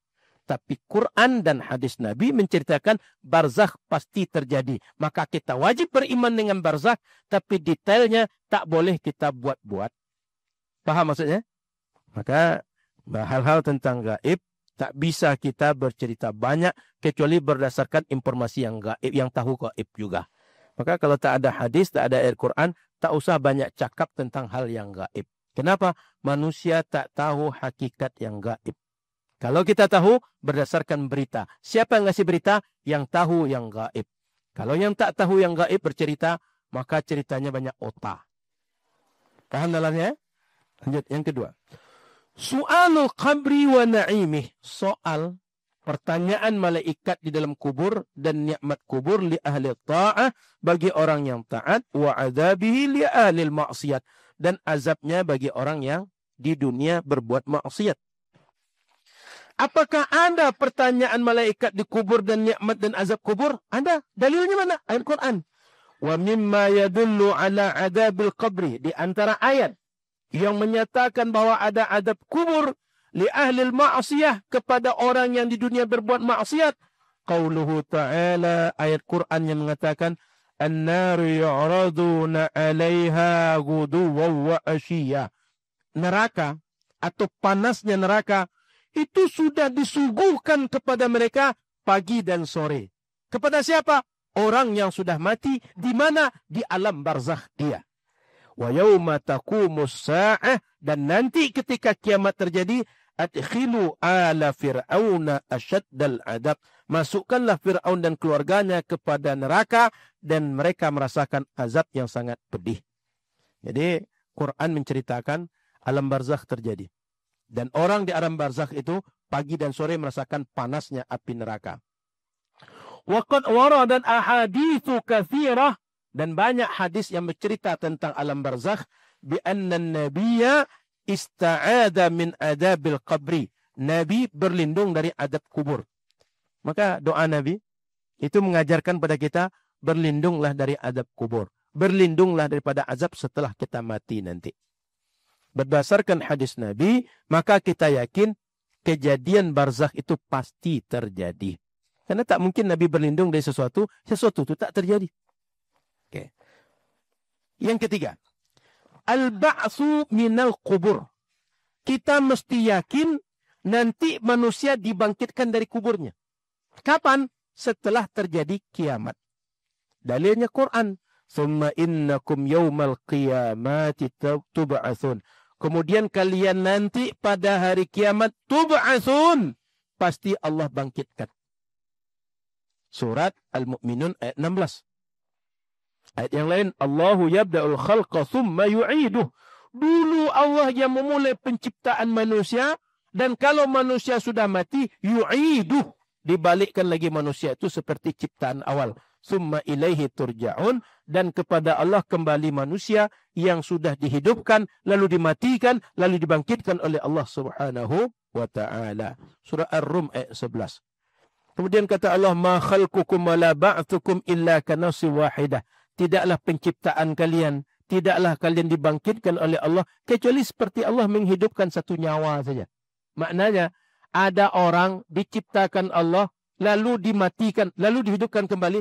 Itu bagi Allah sama saja prosesnya. Menciptakan dengan membalikkan nyawa itu mudah bagi Allah. Logikanya, jangankan membalikkan yang sudah pernah ada, yang belum pernah ada menjadi ada, jika itu bisa, sekedar membalikkan yang pernah ada, itu lebih mudah. Jadi kalau orang yang tadinya tak ada jiwa dia, diciptakan Allah itu bisa, membalikkan yang sudah mati, lalu dibangkitkan lagi, lebih mudah bagi Allah subhanahu wa ta'ala. Yang keempat, kejadian kiamat yang keempat, hari akhir yang keempat. Hasrul ajsadi ilal mauqif ba'dal maut. Dikumpulkannya jasad di mauqif setelah semua orang dibangkitkan oleh Allah. Ada anekdot, saya dapat video. Anak-anak bilang pada bapaknya, Pak, kita semua mesti pandai bahasa Padang. Bapaknya tanya, kenapa? Pak, kita kalau meninggal nanti dikumpulkan di Padang. Padangnya Padang Mahsyar. Sehingga kata dia, semua kita mesti pandai bahasa Padang. Supaya kalau dikumpulkan nanti bisa menjawab orang di Padang. Padang mana? Padang Mahsyar. Nah, jadi ada aja anekdot orang ini. Jadi kalau saya carikan simpangnya, banyaknya simpang untuk buat anekdot itu. Lanjut. Jadi manusia nanti dikumpulkan di Padang Mahsyar. Semua kita dikumpulkan di tempat yang sama. Orang mengaku ada Tuhan, mengaku tak ada Tuhan, mengaku Tuhan sekalipun, akan dikumpulkan Allah di Padang Mahsyar. Semuanya sama. Setelah mereka mati, kiamat terjadi, dibangkitkan di situ semuanya. Nabi SAW bersabda, yuhsyarun nasu yawmal qiyamati hufatan uratan ghuralan kama khuliku. Nanti dikumpulkan manusia pada hari kiamat, hufatan uratan. Di kepala tak ada penutup. Uratan, di badan tak ada penutup. Ghuralan, belum disunat, kama khuliku, seperti dulu dia diciptakan pertama kali. Orang lahir, ada di sini ibu-ibu, ustazah-ustazah, kalau lahir langsung buat jilbab banyak. Langsung pakai gamis. Tak ada. Laki-laki, ustaz-ustaz pakai peci ketika lahir. Pakai gamis. Pakai sepatu kulit. Ada di zaman saya kecil tuh, ada sendal yang terkenal laki-laki itu, tebal tapaknya. Apa sendal nama itu? Indian. Oh, itu legend sekali itu. Di zaman saya kalau saya pakai sendal itu sudah sendal raya itu. Udah sandal kalau kita pergi acara, pergi ke kota, sendal itu dipakai. Nah, sekarang jarang orang pakai sendal itu. Karena keras. Iya kan? Kulit, keras, mahal lagi. Tak ada orang pakai sendal ketika lahir. Tak ada orang pakai alas badan ketika lahir. Semua kita tak pernah membawa apa-apa. Saat berkumpul di Padang Mahsyar, macam itu juga. Sehingga kalau matahari dekat di atas kepala, panasnya langsung ke kulit, maka orang berkeringat luar biasa. Siang ini Ustazah berkeringat atau tidak? Saya berkeringat. Entah karena panasnya, entah karena saya panas. Nah, jadi Ustaz dan Ustazah, kalau nanti terjadi Padang Mahsyar, matahari dekat di atas kepala, tak ada yang melindungi badan kita. Tapi ada orang yang dilindungi Allah sehingga dia tak merasa panas, di antaranya orang-orang yang punya 7 kelompok. Tak usah kita bahas sekarang. Dalam pengajian yang lain lah. Lanjut. Waqala sallallahu alaihi wasallam dalam hadis yang lain kata Nabi, innakum, kalian manusia, la mahsyuruna, pasti dikumpulkan Allah. Rijalan wa rukbana, datang ke tempat tu rijalan, berjalan kaki, wa rukbana, di atas kendaraan, wa tajurruna ala wujuhikum. Bahkan ada orang yang diseret dengan wajah dia. Maksudnya, macam anak-anak main-main kayak main bajak-bajakan. Muka dia ke lantai. Kaki dia ditarik di depan. Terbayang? Kita ni, posisi kepala kita di belakang, kaki kita di depan. Ditarik kaki kita. Berjalanlah dengan wajah digusur di atas tanah itu. Akan ada orang seperti itu ketika di padang mahsyar. Ini menunjukkan hadis-hadis ini bahwa manusia akan berkumpul di padang mahsyar, akan merasakan susahnya padang mahsyar. Wa qala sallallahu alaihi wasallam, kata Nabi sallallahu alaihi wasallam, awwalu man yuksa yaumal qiyamah. Orang pertama yang dipakaikan pakaian pada hari kiamat, Khalilullah alaihi salam qibtiyataini. Nabi Ibrahim alaihissalam dengan pakaian qibtiyataini. 2 lembaran pakaian yang berasal dari suku Kipti. Orang Mesir yang menyediakan. Pakaian terkenal di suku Mesir. Summa yuksa Muhammadun hullatan hibarah. Lalu dipakaikan kepada Nabi Muhammad pakaian yang cantik yang berasal dari Yaman. An yaminil arash. Yang pakaian itu diberikan dari arah kanan arash. Kama akhrajahu Ibnul Mubarak fi Zuhdi dalam kitab Tuhfatul Ahwazi. Nah, ini penjelasannya dari mana referensinya. Qala al-Hafidhu, berkata Imam Al-Hafiz Ibnu Hajar Al-Asqalani, la yalzamu min takhsisi Ibrahim alaihi salam bi'annahu awwalu man yuksa an yakuna afdalu min nabiyyina Muhammad sallallahu alaihi wasallam mutlaqa. Ketika dikatakan Nabi Ibrahim pertama dipakaikan pakaian, ini tidak menunjukkan bahwa Nabi Ibrahim adalah Nabi yang paling afdal. Lebih afdal dibanding Nabi Muhammad sallallahu alaihi wasallam. Cuma sekedar menunjukkan urutan kejadian. Tidak menunjukkan Nabi Muhammad atau Nabi Ibrahim lebih afdal dibanding Nabi Muhammad sallallahu alaihi wasallam. Halaman 73 poin yang kelima, keyakinan hari akhir yang mesti kita yakini. Asy-syafa'ah, syafaat Nabi Muhammad. Wahia anwa', syafaat Nabi Muhammad itu banyak macamnya. Minha, di antaranya al-awwalu, yang pertama asy-syafa'atul uzma, syafaat yang menyeluruh, syafaat universal, syafaat yang agung. Wahia, syafaatul uzma itu maksudnya syafa'atuhu sallallahu alaihi wasallam, pertolongan Nabi Muhammad. Ustaz, Ustazah, ketika disebut syafaat, makna syafaat itu bahasa kita pertolongan. Syafa'atuhu fi faslil qada. Syafaat Nabi Muhammad, pertolongan Nabi Muhammad fi faslil qada. Dalam Allah memutuskan bahwa manusia sudah dimulai al-qada. Peradilan manusia. Tadinya manusia di padang mahsyar itu menunggu saja. Tak tahu mau ngapain lagi. Begitu Nabi Muhammad minta kepada Allah, ya Allah, segeralah selesaikan urusan mereka ini. Baru mulai manusia dihisab, mulai ditimbang. Setelah Nabi Muhammad bermohon kepada Allah. Sebelumnya ketika kumpul padang mahsyar, itu enggak jelas mau ngapain. Pokoknya menunggu saja. Mau diapakan oleh Allah, enggak ada yang tahu. Maka dengan Nabi Muhammad bermunajat, maka Allah Subhanahu wa taala memulailah pertanyaan kepada manusia, ditimbang amal manusia. Li'irahatil khalqi min haulil mawqif wa masyaqqatihi. Li'irahatil khalqi, untuk meringankan manusia, min hauli, dari ketakutan-ketakutan, al-mawqif, yang terjadi di mawqif atau padang mahsyar bahasa kita, wa masyaqqatihi, dan kesusahan-kesusahan yang terjadi di tempat itu. Wahia mukhtassatun bihi sallallahu alaihi wasallam. Wahia syafa'atul uzma. Syafaat uzma ini khusus Nabi Muhammad yang punya. Yang lain tak ada syafa'atul uzma. Hanya Nabi Muhammad yang punya syafa'atul uzma. Wahadihi hiyal maqamul mahmud alladhi wu'ida bihi sallallahu alaihi wasallam fi qawlihi ta'ala wa minal laili fatahajjad bihi nafilatan laka asa ayyab'atsaka rabbuka maqaman mahmuda. Syafaat uzma Nabi Muhammad inilah yang disebut dengan maqaman mahmuda yang disebutkan ayat Al-Quran surah Al-Isra ayat 79. Jadi kalau orang bertanya, apa maksudnya maqaman mahmuda itu Ustaz? Maksudnya adalah syafa'atul uzma yang khusus dimiliki Nabi Muhammad sallallahu alaihi wasallam. Bentuk syafaat yang kedua, syafa'atuhu sallallahu alaihi wasallam fi idkhali qauminil jannata bighairi hisab. Syafaat Nabi Muhammad dalam memasukkan sebagian umatnya ke dalam surga bighairi hisab, tanpa dihisab. Jadi orang masuk surga tak ditanya, tak dipatagih pertanggungjawaban, masuk je langsung.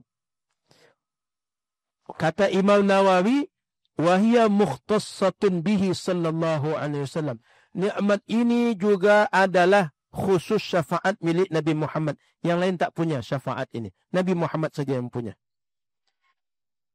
Al-thalithu, bentuk syafaat yang ketiga. Syafa'atuhu fi ziyadatid darajat. Syafaat kepada umat Nabi Muhammad dengan ditambahkan derajat. Ada di antara kita, dia tak berhak masuk surga yang tinggi. Tapi karena di atas ada anaknya, dan anak itu pengen, ya Allah kami pengen berjumpa dengan mak kami. Ingin bersama dengan mak kami. Maknya di surga bawah, anak surga atas, Allah jadikan semuanya bersama di surga yang atas. Maka itu disebabkan syafaat Nabi Muhammad sallallahu alaihi wasallam. Wa jawwazan Nawawi ikhtisasaha bihi sallallahu alaihi wasallam. Imam Nawawi juga menganggap ini khusus syafaat Nabi Muhammad. Yang lain tak bisa. Nabi Muhammad cuma yang bisa. Arabi' syafaat yang keempat. Syafa'ah fi man istahaqqa dukhulan nar alla yadkhulaha. Syafaat khusus bagi orang yang pasti masuk neraka tapi tak jadi masuk neraka. Jadi ada orang pasti masuk neraka, tak jadi masuk neraka. Kenapa? Karena syafaat Nabi Muhammad sallallahu alaihi wasallam. Qala Iyad, kata Qadhi Iyad, ulama mazhab Maliki, seorang mujtahid, qadhi hakim agung, wa laysat mukhtassatan bihi sallallahu alaihi wasallam. Syafaat ini tak hanya milik Nabi Muhammad, tapi milik Nabi Muhammad dan orang selain Nabi Muhammad. Ada para ulama, ada para orang syahid, dan Nabi dan Rasul yang lain. Wa taraddada an-Nawawi ay li'annahu lam yarid tasrihun bidzalik. Imam Nawawi tak bisa memastikan. Apa sebab? Tidak ada nas yang menjelaskan secara terang bahwa ini khusus Nabi Muhammad atau tidak. Al-khamis, bentuk syafaat yang kelima. Asy-syafa'atu fi ikhraji qaumin minan nar. Syafaat dalam mengeluarkan sebagian umat dari neraka. Wa yusyarikuhu fihal anbiya wa salihul mu'minin. Syafaat ini bisa Nabi Muhammad punya, bisa Nabi yang lain, dan umat Nabi Muhammad yang saleh. Jadi kita yang saleh ini bisa menyebabkan orang lain keluar dari neraka. Nanti di akhirat itu ada hadis begini. Orang yang masuk surga ditanya Allah, kalian yang masuk surga sudah puas atau belum? Kata mereka, belum ya Allah. Ditanya, kenapa belum puas? Dulu saya waktu pengajian, ada kawan biasa hadir sama dengan saya. Saya ada di surga, dia belum nampak di surga. Saya ya Allah puas masuk surga, bila saya masuk, dia pun masuk bersama saya. Lalu oleh Allah disuruh malaikat cari. Tolong cari si fulan. Siapa namanya? Alfi. Kata Ustadz Kurniawan, saya ini belum puas masuk surga ya Allah sebelum nampak Alfi masuk surga juga. Apa kata Allah pada malaikat? Malaikat cari si Alfi. Rupanya si Alfi ini dalam neraka. Ini bukan sebenarnya, contoh aja. Jangan takut pula masuk neraka. Lalu dicari oleh malaikat, kata malaikat, ya Allah dia dalam neraka. Kata Allah, keluarkan dia. Masukkan dia ke surga. Setelah masuk surga, nampak oleh Ustaz Kurniawan, ya Allah, sekarang baru saya puas masuk surga. Begitu kejadian orang beriman itu nanti di akhirat. Makanya Ustaz-Ustazah, mestinya kita senang ada acara pengajian bersama ini. Supaya nanti ada kawan kita yang minta kepada Allah. Ya Allah, dulunya samping saya tuh ada orang, saya ingat wajah dia. Saya tak kenal dia, tapi dia ada waktu pengajian tuh. Sekarang dia belum masuk surga, saya tengok. Ya Allah, saya pengen dia masuk surga juga. Ditengokkanlah. Yang ini orangnya, yang ini orangnya. Macam kita sedang mencari jodoh. Tengokkan foto-foto. Yang ini, yang ini, yang ini. Yang itu ya Allah. Betul. Inilah orang pengajian dengan engkau dulu. Disuruh malaikat cari. Tolong cari si fulan nih. Didatangkan ke surga, masuk dia ke surga. Apa kata orang tadi? Sekarang dah baru kami puas ya Allah. Makanya Ustazah, senanglah berjamaah. Kenapa? Jangan-jangan gara-gara sering berjamaah inilah nanti kita masuk surga. Sehingga ada orang yang ingat dengan kita. Kira-kira kalau nanti saya sudah masuk surga, Ustazah masih neraka, pengennya bagaimana? Saya jemput Ustaz dan Ustazah. Mau begitu? Sehingga nanti termasuk, kalau saya sudah di surga, Ustazah tak jumpa saya, cari ke surga yang lain. Tapi janganlah dimasuk neraka juga. Maka Ustaz dan Ustazah, kalau kita ini berjamaah, bisa saling cari di akhirat nanti. Kalau tak berjamaah, tak bisa saling cari. Itulah di antara keberkahan berjamaah. Jadi senang-senanglah Ustazah bergabung di takdir. Senang-senang kalau ada halakoh. Senang-senang kalau ada kegiatan berjamaah. Kenapa? Akan ada di akhirat orang ingat kita dan pengen kita masuk surga bersama dengan dia. Insya Allah. Kalau Nabi dalilnya, yashfa'u yawmal qiyamah thalathah. Akan bisa memberi syafaat pada hari kiamat nanti salatah, 3 kelompok orang. Siapa dia? Al-anbiya, para nabi, summal ulama, kemudian para ulama, summa syuhada, kemudian orang-orang yang mati syahid. Yang keenam lagi, al-hisab wal qisasu fil mauqif. Yang keenam, hisab dan qisas pada padang mahsyar. Nanti akan ada manusia diberi oleh Allah kesempatan dihisab dan dikisas. Kisas itu maksudnya dibalas semua perbuatan dia berdasarkan yang pernah dia buat, dan itu kejadiannya di padang mahsyar nanti ditanya, diukur, ditakar. Qala ta'ala, dalilnya ayat Quran. Wa nukhriju lahu yawmal qiyamati kitaban yalqahu mansyura. Iqra' kitabaka kafa binafsikal yawma alaika hisaba. Saat itu, ditengokkan catatan amal yang itu berdasarkan perbuatan kita sendiri. Lalu setelah ditengokkan, Allah tagih pertanggungjawaban dari apa yang kita buat. Sehingga nanti di akhirat kita tak menanggung beban siapapun. Kita tak menanggung dosa siapapun. Dosa kita sendiri yang kita pertanggungjawabkan. Dalam Al-Quran, فَأَمَّا مَنْ أُوتِيَ كِتَابَهُ بِيَمِينِهِ فَسَوْفَ يُحَاسَبُ حِسَابًا يَسِيرًا وَيَنْقَلِبُ إِلَى أَهْلِهِ مَسْرُورًا. Di akhirat nanti ada orang dihisab oleh Allah dengan hisab yang mudah, dan mereka ketika melapor kepada keluarganya, dia katakan bahwa dia senang. Qala sallallahu alaihi wasallam dalam hadis yang lain, ma minkum min rajulin illa sayukallimuhu rabbuh wa laysa bainahu wa bainahu tarjaman. Nanti di akhirat setiap siapapun kita, Allah pasti akan bicara dengan dia. Dan tidak ada perantara antara Allah dengan orang itu. Jadi nanti tak ada yang menerjemahkan, tak ada yang menjelaskan. Semua kita bercakap akan menjawab pertanyaan Allah, menjawab berdasarkan apa yang pernah kita buat di dunia. Wa qala sallallahu alaihi wasallam dalam hadis Nabi, la tazulu qadam ibni Adam yaumal qiyamah.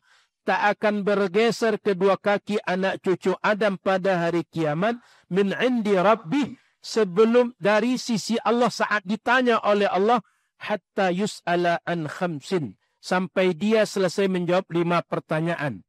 1, an umurihi fima afnahu. Umur dia 40 tahun di dunia, 50 tahun di dunia, 30 tahun di dunia, untuk apa dihabiskan umur selama itu. Wa an syababihi fima ablah. Masa muda dia untuk apa dia habiskan. Kenapa di sini tentang masa muda? Karena masa muda itu masa berkiprah, berkarya, beramal. Kalau sudah tua, sedikit amal. Maka maksudnya ketika masih kuat beramal, untuk apa digunakan masa itu? Wa an malihi, tentang harta dia, min aina tasabahu wa fima anfaqahu. harta dapat dari mana, wa fima anfaqahu, digunakan untuk apa, wa madza amila fima alima, yang terakhir bagaimana pengamalan terhadap ilmu yang sudah diketahui. Jadi kalau tahu sesuatu, kita amalkan atau tidak? Sesuai atau tidak? Kalau sesuai, aman. Tak sesuai, tak aman. Maka orang berilmu mesti beramal berdasarkan ilmu dia. Wa qala sallallahu alaihi wasallam, penutup. Kata Nabi SAW, la tu'addunnal huquq. Kalian pasti akan betul-betul menunaikan setiap hak pada hari kiamat nanti. Ila ahliha, dibalikkan kepada yang berhak terhadap hak itu. Hatta yuqada lisyatil jalha minasyatil qarna. Sampai nanti, kalau adalah kambing, dia tak punya tanduk, dan yang satu lagi punya tanduk, setiap kambing itu berhak dengan haknya masing-masing. Artinya kambing tak bertanduk, lalu diambilkan tanduk dari kambing bertanduk, dipindahkan kepada dia, itu pun bisa dibalikkan di hari kiamat nanti. Apalagi harta-harta yang jelas, milik-milik yang jelas. Maka kiamat nanti setiap orang akan menagih, akan diberikan, akan ditunaikan haknya sesuai dengan hak masing-masing yang semestinya milik dia. Tak ada yang bisa mengambil hak orang, tak bisa menipu hak orang di akhirat nanti. Wallahu a'lam, saya kira cukup. Kalau ada diskusi, kita sambung diskusi. Silakan. Ada pertanyaan, silakan.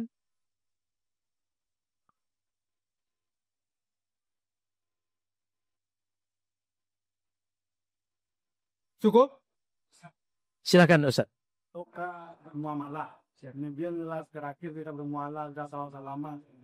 Ditanya adalah Basawi Tabdo kehilahan. Habis itu ada yang terselip kati. Bapaknya kue. Dulu ada pengajian kita memberikan kepada anggota anak buah kita. Kemudian kita ungkit lagi. Ini saya pengajian jadi kamu boleh laptop dan ini. Kemudian diakui sama buat anggota kita yang kalah. Boleh nak itu lagi pada kita ada berenang tanaman dapat keretahan. Boleh. Jadi kita berkerelaan tadi itu sudah menyatakan saling rela tadi berdasarkan yang nampak kasat mata. Tapi Anda pun yang tidak nampak kasat mata, real terjadi cuma tak nampak saat itu. Boleh tidak jika suatu saat kita clearkan lagi? Itu boleh Ustaz. Supaya setiap orang memakan sesuai hak dia. Jangan sampai bukan hak dia, lalu ada di tangan dia, dia makan. Ketika dia makan, bukan haknya dia. Ya sama lah kayak kita Ustaz. Misalnya kita sepakat berbisnis. Bahwa dalam bisnis ini pembagiannya, saya dapat sekian, kamu dapat sekian. Rupanya ketika membagi, menurut kasat mata, sudah sama-sama dapat sesuai hak masing-masing. Tapi setelah dikaji-kaji, rupanya kawan kita tak dapat semestinya sesuai hak dia atau kita. Lalu kita diskusi lagi di belakang, kita clearkan lagi. Itu boleh Ustaz. Justru ketika kita ingatkan atau kawan mengingatkan kita, dia sedang membantu saudaranya tidak memakan yang bukan haknya dia. Kita mesti bersyukur Ustaz kalau ada kejadian seperti ini. Berarti Ustaz? Sehingga jangan sampai kita tahu ada orang tidak mendapat sesuai hak dia, lalu kita masa bodoh saja. Itu sama seperti kita tahu itu haram, lalu kita biarkan orang memakan yang haram. Itu tak sayang kita dengan saudara kita. Begitu Ustaz. Wallahu a'lam. Ustaz Kurniawan, kita cukupkan? Kita cukupkan? Karena ada pembagian-pembagian setelah ini, termasuk tadi ada nasi masuk. Tak tahu entah nasi itu untuk Ustaz Azan, entah siapa, tak tahu saya. Yang jelas sudah masuk tadi. InsyaAllah kita sambung di bulan akan datang. Kita lanjutkan di poin ke-7. Nah, tadi anggap kita mengulang kaji tadi. Kita lanjut nanti di poin ke-7 tentang iman kepada hari akhir di halaman 74. Mohon maaf salah dan kurang. Terima kasih atas segala perhatian. Subhanakallahumma bihamdika. Asyhadu an la ilaha illa anta. Astaghfiruka wa atubu ilaika. Assalamualaikum warahmatullahi wabarakatuh.